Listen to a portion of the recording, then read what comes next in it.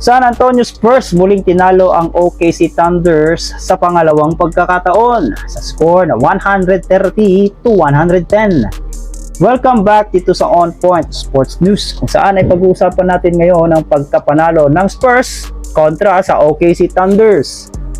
Bagamat magandang ipinakita ng MVP, ang reigning MVP ng NBA na si SGA, Shai Gilgeous-Alexander, na umiscore ng game high 33 points at meron pang kasamang assist, 8 assist, ay hindi pa rin ito sapat para talunin nila ang San Antonio Spurs sa pangunguna ni Victor Wembanyama.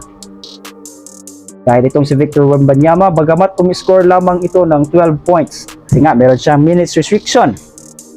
Ibig sabihin ay limited lang yung kanyang game time. Naglaro lamang siya ng 23 minutes, ay hindi pa rin nila natalo itong Spurs dahil nga merong ibang mga players na gumawa para sa San Antonio Spurs. Si Wemby ay umiscore lamang ng 12 points sa loob ng 23 minutes.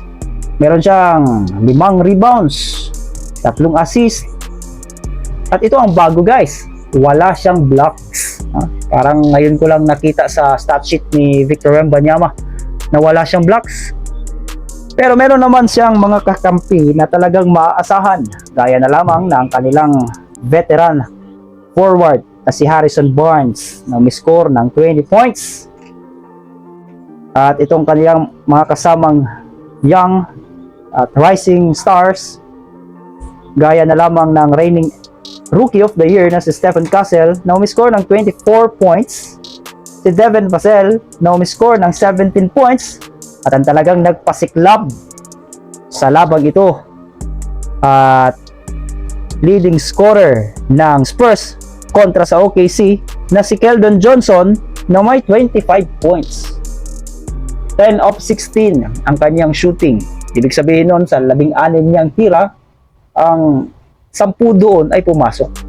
5 of 9 sa 3 points. Ang ibig sabihin nun, sa 9 niyang 3-pointers, 5 doon ang pumasok. Kaya talagang maganda ang ipinakita nitong si Keldon Johnson. Ito namang si De'Aaron Fox na bagamat umiscore ng 6 na puntos lang, meron naman siyang 9 na assist. At ito, wala siyang turnovers. Ibig sabihin, maingat siya sa bola. Hindi siya nag-commit ng turnovers. Maging ang kanilang rookie na si Delon Harper, umiscore lang ito ng 4 na puntos. Ngunit meron siyang 10 assist at walang turnovers.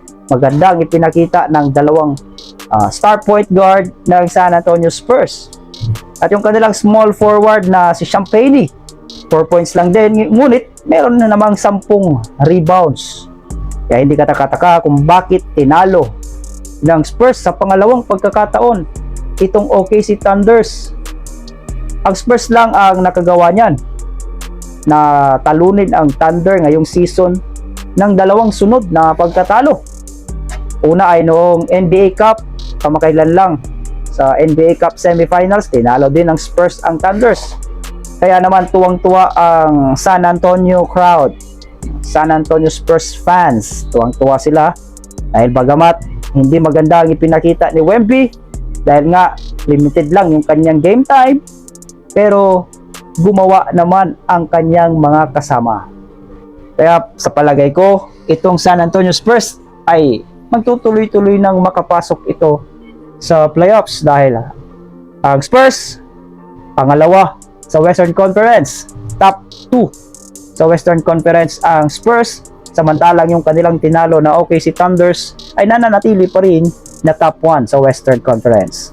Kayo mga boss, makakaabot kaya ito sa playoffs o sa dulo ng season na ito ay bigla silang babagsak sa rankings?